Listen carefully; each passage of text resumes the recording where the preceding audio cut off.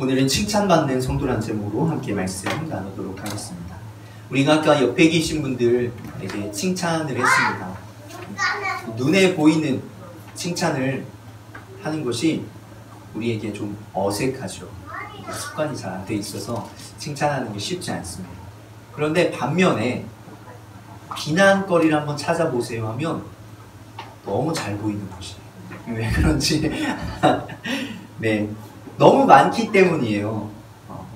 칭찬할 거리는 잘 찾기가 쉽지 않은데 우리 눈에 잘 안 보이는데 만들어서 해야 되는데 비난할 거리는 너무 잘 보여요.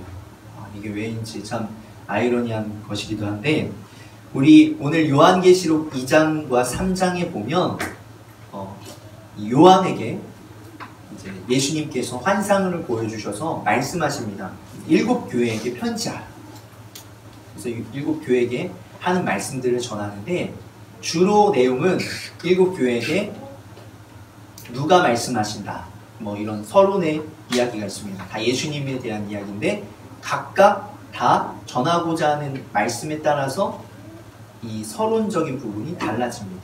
오늘 말씀에서 보면 처음이요 마지막이요 죽었다가 살아나시니까 이렇게 말씀하고, 또 빌라델비아 교회에는 다윗의 열쇠를 가지사 곧 열면 닫을 사람이 없고 닫으면 열 사람이 없는 그가 이르시되, 이렇게 서론적으로 좀 다른 이야기들을 하는데 다 누구를 의미하냐? 예수님을 의미합니다.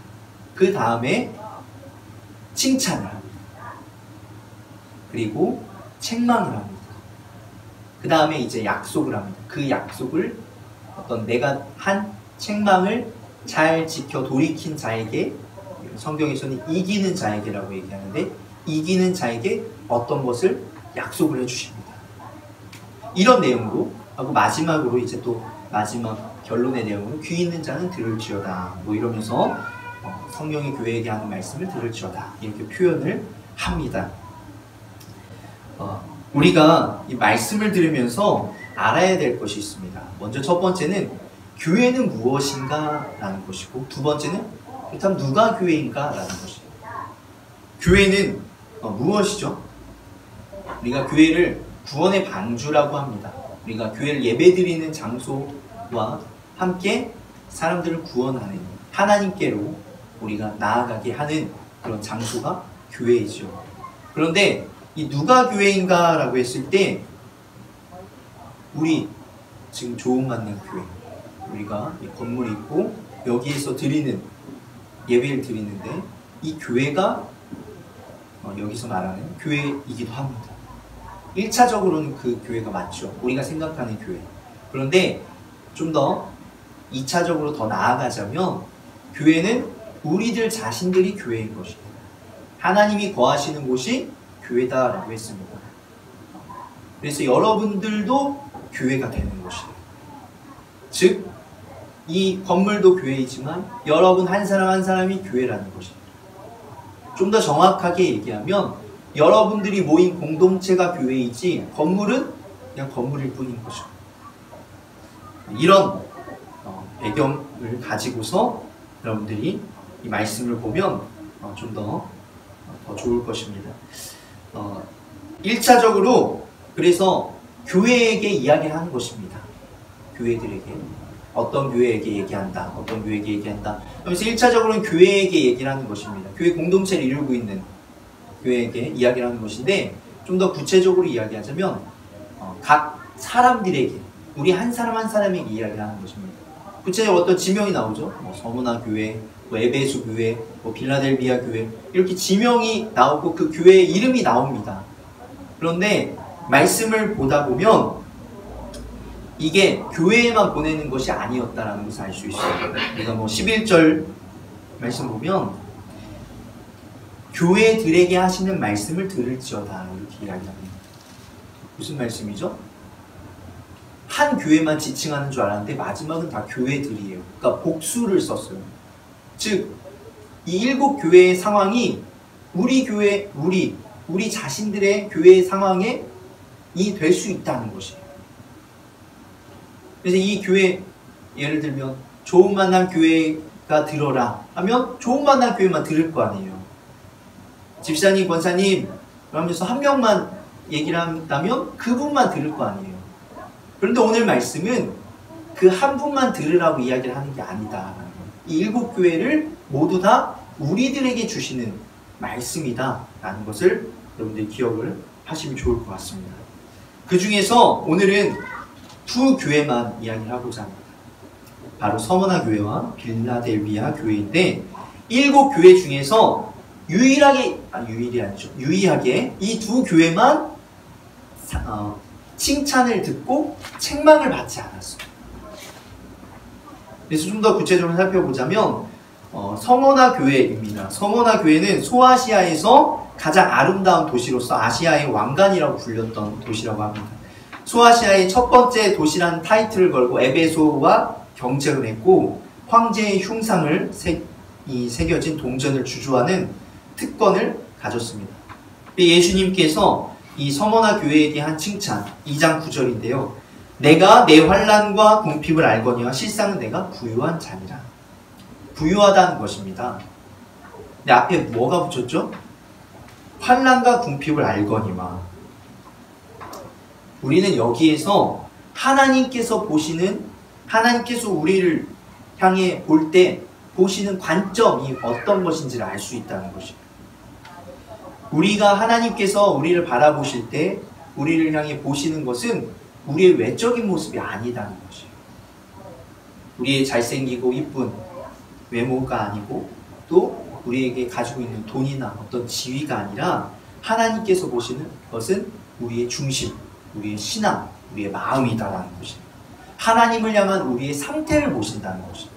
그것이 하나님께서 평가하는 기준이다라는 것이에요. 그래서 16절과 17절에 보면 내가 이같이 미지근하여 뜨겁지도 아니하고 차지도 아니하니 내가 말하기를 나는 부자라 부유하여 부족한 것이 없다 하나 내가 곤고한 것과 가련한 것과 가난한 것과 눈먼 것과 벌거벗은 것을 알지 못하는도다. 이게 이 서머나 교회에게 하는 말씀이 아니라 라오디게아 교회에게 하는 말씀이에요. 책망할 때, 라오디 교회를 책망할 때 하는 말씀입니다. 라오디게아 교회는 부자였어요. 교회 구성원들 그리고 도시가 부자였습니다. 하나님께서 뭐라고 이야기해요?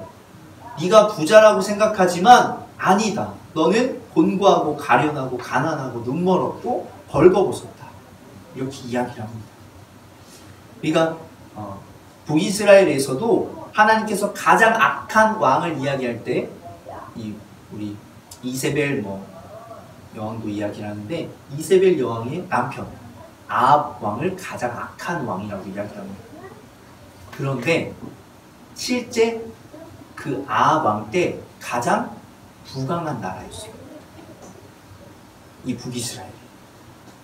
그러니까 하나님께서 보시는 기준은 우리의 외적인 어떤 형편이나 상황들을 보시는 것이 아니다라는 것이죠. 하나님은 늘 언제나 우리의 신앙을 보시고 우리의 마음, 하나님을 향한 우리의 상태를 보신다는 거예요. 그래서 이 라오디게아 교회를 보면서는 책망을 하는 거예요. 너가 부자지만 부자가 아니다. 근데 반대로 서머나 교회를 통해서는 너의 환난과 궁핍을 알지만 너는 부유하다. 이렇게 표현을 하는 것입니다. 서머나 교회의 상황은 이랬습니다. 황제 숭배를 그 당시에 누구나 해야 되는 것이었어요. 시민이라면 해야 됐어요. 시민이라면 해야 됐는데 하지 않으면 어떤 사람이에요? 매국노예요, 매국노. 애국적이지 않은 것이에요. 도시의 혜택을 누릴 수가 없어요. 여러 상황에서 배제되는 것이에요. 경제활동, 또 어떤 사회 참여가 계속 배제되는 것이에요. 그래서 서머나 교회에서는 다니엘과 세 친구가 겪었던 시험에 든 것입니다. 선택을 해야 되는 거죠. 내가 종교적인 이 애국심을 발휘해서 우상 숭배에 참여하는 것입니다. 그래서 상업적으로나 또 주변 사람들과 원만한 관계를 맺을 것인가, 아니면 신앙의 절개를 지키면서 힘들고 어려운 상황이라도 이 복음대로 살아갈 것인가, 고민되는 상황이었다라는 것입니다. 그래서 말씀에 보면 내가 내 환난과 궁핍을 알거니와 실상은 내가 부유한 자라. 자칭 유대인이라 하는 자들의 비방도 알거니와 실상은 유대인이 아니요 사단의 회당이라. 이 아까 고민되는 이 두 가지 그 부분이 이제 10절에 나옵니다. 10절에 너희가 10일 동안 환난을 받으리라. 이것이 다니엘과 세 친구가 받았던 그 환난을 이야기하는 것인데, 이것뿐만 아니라 9절에서도 이제 유대인들까지도 고소하고 비방하는 것입니다. 유대인들은 이 로마에게 합법적인 종교로 유대교를 인정을 받았어요. 그리고 황제 숭배를 하지 않았어요. 어떻게요? 공물을 바치며, 돈을 바치면서 면제를 받았습니다. 유대인들은 이제 비방을 하는 거예요. 교회는 누구를 믿는지도 정확하지도 않고 황제를 숭배하지도 않는다. 이러면서 로마에 고소를 한 거죠. 그래서 그들을 사탄의 회당이다 이렇게 표현을 하고 있는 것입니다. 유대인들은 어떤 민족이에요? 로마인들이 아니에요. 같은 민족인데도 자기들을 고소하고 비방했던 것이에요. 그러니까 이 교회 사람들이 얼마나 힘들었는지를 우리가 알 수 있는 것이에요. 그래서 환난과 곤고가 이 사람들에게 있었다는 것이에요. 궁핍함이 있었다. 재정적으로도 어려웠었다는 것이에요. 여러분들 신앙생활 잘 하고 싶으시죠? 신앙생활 잘 하고 싶어 하는 이유가 처음에 교회 나오는 분들, 또 교회에 나오지 않는 분들, 몇몇 분들의 이유는 부자가 되고 싶어서 나오시는 분들도 있습니다. 제가 청소년부 가르쳤었는데 아직도 기억나요. 장래 희망이 뭐니? 10억 버는 겁니다. 이렇게 집사님 자제분이었는데 10억 버는 거라고 이야기를 하더라고요. 또 얼마 전에 만난 한 청년이 저는 벤츠를 사고 싶어요. 이렇게 이야기를 하더라고요. 그래서 제가 벤츠는 마음만 먹으면 바로 살 수 있어. 대출하면 금방 사. 제가 이렇게 이야기를 해줬는데 성경에서 부자가 구원받기 어렵다고 이야기를 하죠. 왜 그럴까요? 우리가 말씀대로 살려면 말씀대로 성경대로 정직하고 신실하게 이 세상에서 하나님 앞에 양심적으로 살아간다면 부자가 되기 어렵습니다. 현실이. 왜 그렇죠? 부자가 되려면 세상과 적당히 타협해야 되고 세상의 방식에 적당히 젖어 지내야 사업도 성공할 수 있는 것입니다. 거래처에게도 또 소비자에게도 고객에게도 정직하고 바른 방법으로만 나아간다면 부자가 되는 것이 결코 쉽지 않다라는 것이에요. 왜요? 나 말고 다른 사람들은 다 그렇게 하잖아요. 나 말고 다른 사람들은 정직한 방법으로 사용하지 않고 살아가는 사람들이 너무나 많이 있어요. 그러니까 당연하게 여기는 것이 될 수 있는 거죠. 그래서 오늘날 양심 의사, 양심적인 사람들 이렇게 그분들이 손에 꼽히잖아요. 다른 사람들의 비유를 들어주지 않고 성공하기가, 돈 벌기가 참 쉽지 않습니다. 건전한 접대하는 것 쉬울까요? 굉장히 어렵죠. 그것이 다 회사의 성공과 실패가 달려있고 또 나 하나로서 또 좌지우지되는 상황이다 보니까 내가 사장이면 모르겠지만 그게 사장 몇 명 없잖아요. CEO지 않는 이상은 또 CEO이면 더 그렇게 조건들이 있을 때 굉장히 곤란한 상황인 거죠. 세상의 방법에 정말 고민해야 되는 것들이 참으로 많이 있습니다. 하나님의 엄청난 축복이 아니고서야 이 세상에서 하나님을 잘 믿으면서 하나님의 말씀대로 사업하면서 살아가면서 부자가 되는 것이 결코 쉽지 않다라는 것입니다. 하나님을 제대로 믿는 분들이라면 아마 이런 고민들을 계속하게 될 것입니다. 내가 과연 어떻게 살아가야 되는 것인지. 그리고 그래도 결론이 그래도 하나님이야. 그래도 하나님의 말씀대로 살아가야 돼. 이렇게 고백하시는 분들이 되시길 소망합니다. 하나님의 방법과 말씀대로 이 세상을 살아가면 어쩌면 좋은 점보다 나쁜 점이 더 많을 것입니다. 어떤 목사님이 이렇게 표현합니다. 우리가 크리스찬답게 손해보는 인생을 살아가야 됩니다. 하지만 중요한 것은 하나님께서는 그런 여러분들에게 그런 손해보는 인생을 살아가고 하나님의 말씀대로 정직하고 신실하게 살아가는 여러분들에게 부유하다라고 말씀을 하시는 것입니다. 여러분이 부유한 이유는 하나님이 여러분과 함께 하시기 때문입니다. 그래서 10절에 보면 장차 받을 고난을 두려워하지 말아라. 볼지어다 몇 사람을 옥에 던져 시험을 받게 하리니. 이 시험을 받게 하는 이 다니엘과 세 친구의 그 시험을 생각하면 되는데 10일 동안 환난을 받으리라. 즉 환난이 10일이라는 이야기가 얼마 되지 않잖아요, 사실은. 그러니까 여러분이 지금 받을 환난이 길지 않다라는 거예요. 그래서 여러분이 죽도록 충성하라. 그리하면 내가 생명의 면류관을 내게 주리라. 이렇게 이야기를 하는 것입니다. 어떤 이 죽도록 충성해라라는 의미가 어떤 대상에게 순종하고 정말 맹목적으로 잘 따라라 이런 의미가 아니라 그것은 그저 이 세상에서 하나님의 편에 서서 믿는 자로 살아갈 때 신실하게 살아가라는 의미입니다. 그러니까 지금처럼 계속 하라라는 거죠. 계속 가라 라는 의미가 되는 것입니다. 세상이 나를 손가락질하고 너만 뭔데 그렇게 살아가냐라고 하겠지만 이러한 모든 비난과 수모를 잘 이겨내며 살아가라는 말씀이 죽도록 충성하라 라는 말씀인 것입니다. 외국에 보면 제가 스포츠를 좋아하는데 외국 사람들 보면 이 신앙을 표현하는 게 굉장히 자연스러워요.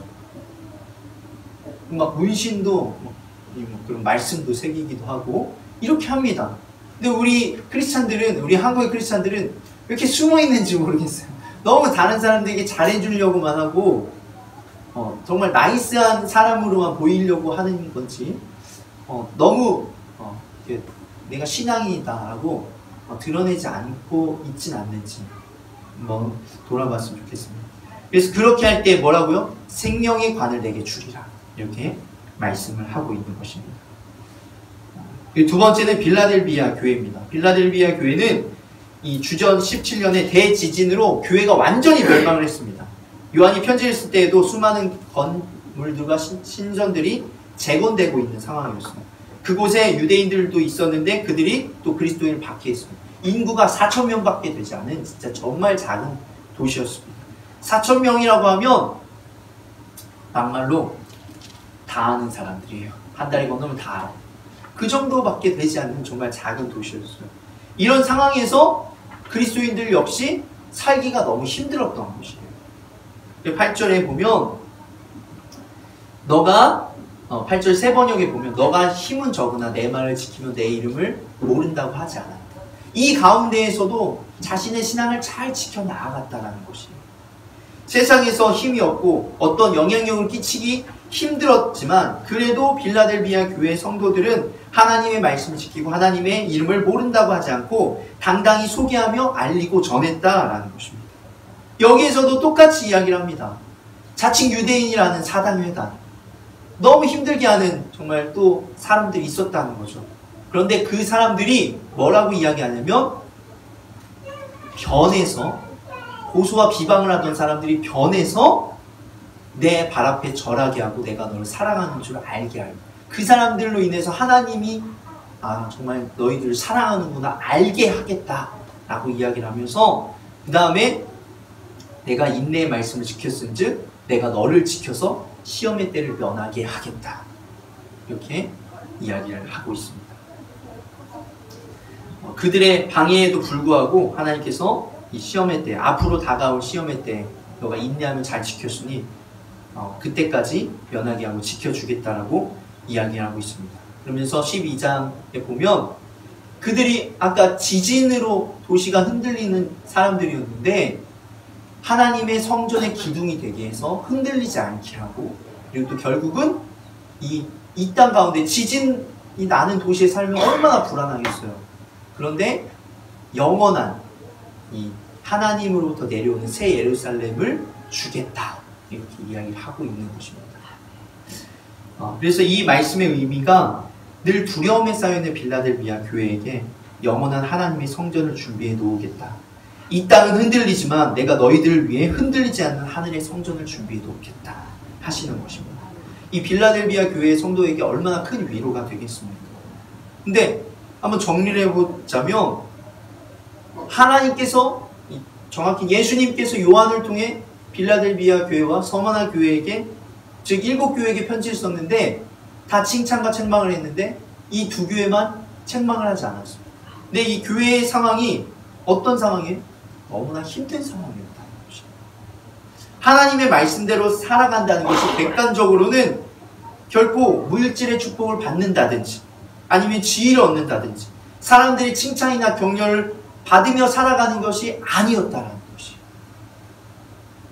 무슨 말입니까? 하나님께서 칭찬하는 교회는 하나님만 잘 믿고 살아가는 교회이고, 하나님께서 칭찬하시는 성도는 이 세상에서 핍박이나 비난이나 손해보며 인정받지도 못하는 성도라는 것이에요. 여러분이 한번 상상해 보세요. 하나님이 칭찬해 주실 때 어떤 걸 가지고 칭찬을 해 주실까? 우리가 상상했던 모습은 무엇입니까? 혹시 잘 먹고 잘 사는 부자 교회 사람들도 칭찬하고, 아, 저 사람 정말 칭찬받을 만해, 아, 저 사람 정말 대단해, 너무 착해, 너무 어떤 인정받는 영향력 있는 그런 모습을 혹시 상상하지 않았습니까? 그런데 하나님께서 바라보시는 관점은 우리가 바라보는 이 관점이 아니다라는 것이에요. 하나님께 칭찬받기를 원하십니까? 그 길은 좁은 길입니다. 하나님만 바라보며 가는 정말 좁은 길임을 여러분들 기억하시길 소망합니다. 아멘. 그래도 가기를 또 소망하시는 분들이 되시길 소망합니다. 아멘. 이 2교회에게 주신 말씀이, 첫 번째는 서머나 교회는 죽도록 충성이라, 빌라델비아 교회는 지금 가진 것을 굳게 잡아라, 아멘. 인내하라는 것이. 아멘. 아까도 어떤 말씀이었죠? 충성하라, 지금까지 굳게 잡아라, 아멘. keep going, 계속 가라는 것이. 아멘. 그리고 2장 11절에 보면 그들이 받는 약속을 이야기합니다. 둘째 사망의 해, 즉 첫째 사망은 육신적인 사망을 이야기하고, 둘째 사망, 영혼의 사망은 결코 하지 않을 것이다. 영혼은 영원히 하나님의 전에 거할 것이다. 3장 12절도 마찬가지잖아요. 아까 영원한 하나님의 성전에 내가 마련해 놓겠다 이야기를 하는 것입니다. 즉 이 말은 예수님께서 마태복음 5장 10절에 이야기했던 것처럼 의를 위하여 박해를 받는 자가 복이 있나니 천국이 그들의 것입니다. 아멘. 동일하게 이야기를 하는 것입니다. 지금 여기에서의 어떤 보상은 내가 해주지 못할 수도 있고 해줄 수도 있지만 확실한 것은 천국을 너희에게 주실 것이다. 아멘. 이 세상에서의 것은 주지 못하더라도 천국은 내가 확실히 주고, 그리고 또 너희를 위하여서 정말 영혼의 살림은 내가 확실하게 보장하겠다 이야기를 하고 있는 것입니다. 그리고 마태복음 6장 33절에 먼저 그 나라와 그를 의를 구하면 이 모든 것을 너희에게 더하시리라. 아멘. 그 영혼뿐만 아니라 하나님께서는 늘 이야기를 하고 계시는 것입니다. 이 삶 가운데에도 내가 줄 수 있으면 주겠다라고 이야기를 하고 있는 것입니다. 오늘 새벽에 말씀을 나눠본 것인데, 요한계시록 7장 16절 17절에 보면 이 목자가 되신 것, 그리고 우리를 생명수샘 영원한 곳으로 인도하여 주시는 것, 아멘. 이 위로의 말씀, 이 격려의 말씀을 저희들이 기억하시고 마음에 새기시길 소망합니다. 아멘. 말씀을 마무리합니다. 요한계시록의 큰 주제는 무엇이죠? 승리예요, 승리. 아멘. 이 심판이 믿는 자들에게는 승리입니다, 승리. 아멘. 구원의 날이에요. 기쁜 날입니다. 아멘. 할렐루야. 주님께서 여러분에게 천국을 주실 것이고, 이 땅에서의 아멘. 아픔과 상처의 눈물을 씻어 주실 것입니다. 아멘. 주님을 위해 살아가시고 또 주님께 칭찬받는 그런 좋은 만남 교회 성도님들이 되시길 간절히 소망합니다.